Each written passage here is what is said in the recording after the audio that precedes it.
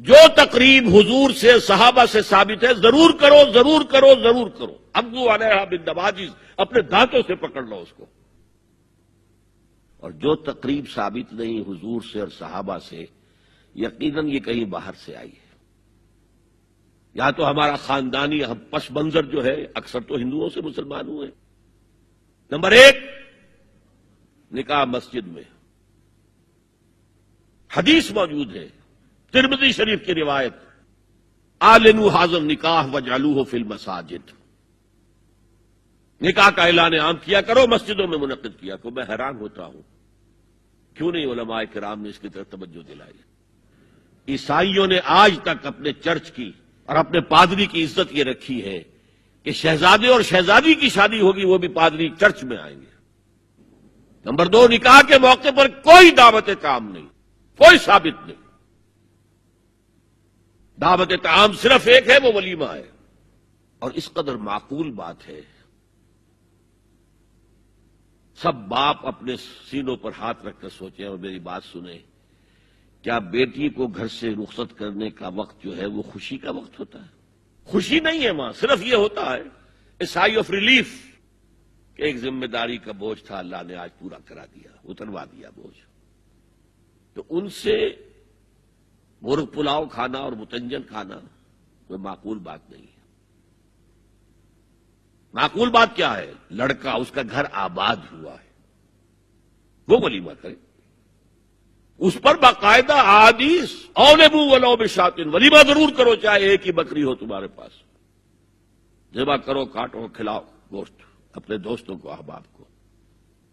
یہاں تک کہا کہ بئس طعام الولیمہ، برا کھانا ہے ولیمے کا کہ اس میں غریبوں کو نہیں بلایا جاتا. ظاہر بات ہے، مسلی کھلانے کے لیے تو ولیمہ نہیں ہوتا، اپنے احباب کو، دوستوں کو بلایا جاتا ہے. پھر بھی میں تم سے کہتا ہوں کہ جسے ولیمے کے لیے بلایا جائے وہ اگر نہیں جائے گا تو اللہ اور اس کے رسول کے حکم کی نافرمانی کرے.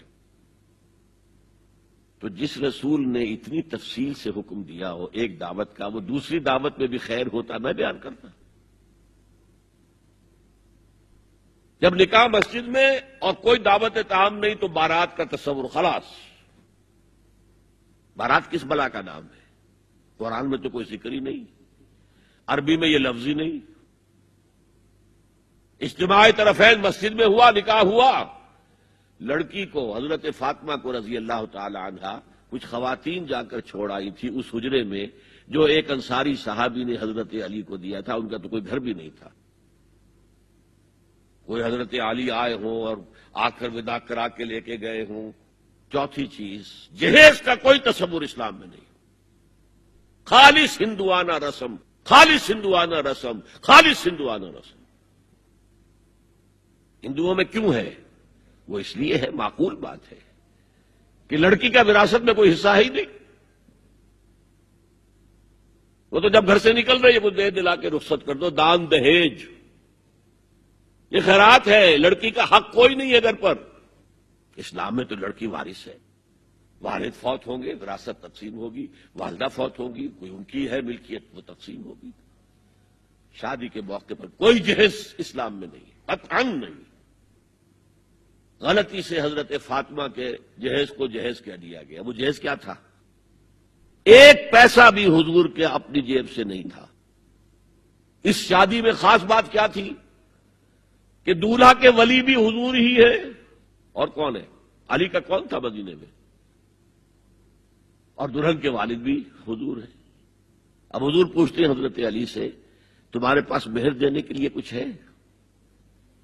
عرض کیا میرے پاس تو کچھ نہیں. وہ فقراء صحابہ میں سے تھے. فرمایا مہر تو دینا ہے. تمہارے پاس ایک زرہ ہوتی تھی. جی ہاں زرہ تو ہے. انہوں نے یہ سمجھا زرہ تو جہاد کے لیے ہے، کوئی وہ دولت تو نہیں ہے. فرمایا جاؤ اسے بیچو یا گروی رکھ کے قرض لے کر آؤ. وہ گئے، حضرت عثمان نے خرید لی اور کچھ دنوں کے بعد واپس کر دی ہدیتاً. یہ زرہ میں ہدیہ آپ کو کر رہا ہوں. اس وقت اگر کہتے چھوڑو علی، کہاں تو لو میں پیسے دے دیتا ہوں تمہیں، تو ان کی طبیعت پر بار ہوتا. اس پیسے سے حضور نے کچھ پیسے گھر بھیجے اندر، دلہن کو ذرا تیار کر دو اور کچھ پیسوں سے وہ ایک گدا جس میں کھجور کی کھال بھری ہوئی تھی اور 2 تکیے جس میں کھجور کی کھال بھری ہوئی تھی، ایک مشکیزہ کنویں سے پانی تو لانا ہی ہے نا، ایک چکی جو ہو یا گیہوں ہو پیسنا تو ہے نا، کوئی 1-2 برتن اور اللہ اللہ خیر صلی اللہ، یہ تھا جسے جہیز کہتے ہیں، جس میں ایک پیسہ بھی حضور کا شامل نہیں ہے۔ وہ حضرت فاطمہ کا مہر تھا جس سے بنایا گیا، ورنہ مدینے ہی میں دوسری آپ کی صاحبزادی کا نکاح حضرت عثمان سے بھی ہوا، کہیں ذکر ہے جہیز کا؟ حضرت عثمان کا گھر بھرا ہوا، ہر چیزیں موجود، وہاں تو پھر جہیز کا تذکرہ نہیں۔ بہرحال یہ شادی کو آسان کرو، زنا کو مشکل بناؤ۔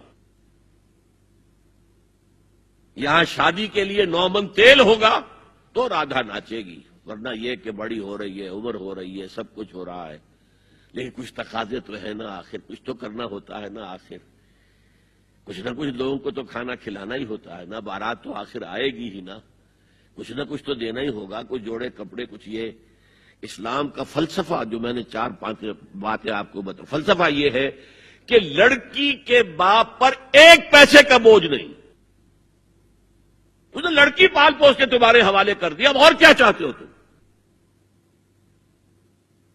سارا مرد آزماں مرد آفرین، مرد کو چیلنج دیا ہے، تم مرد ہو، مہر تم دو گے، اور سب سے بڑھ کر کیا ہو رہا ہے آج کل بھی ہوتا ہے، وہ ہمارے ایک کچھ کام ہوتے ہیں اسلامی، وہ بھی ہے، کچھ وہی ہندوانہ پس منظر۔ نکاح کی محفل میں چھوارے کون لے کے آتا ہے؟ لڑکے والے، اور پلاؤ کن سے کھاتے ہیں؟ بھائی جس کو تمہیں مرغ پلاؤ کھلا رہا ہے وہ چھوارے نہیں بانٹ سکتا تھا؟ یہ ہے اسلام اور غیر اسلام کا امتزاج۔ چھوارے لڑکے والے لے کر آئیں گے اور پھر دعوت اڑائیں گے لڑکی والوں کی طرف سے۔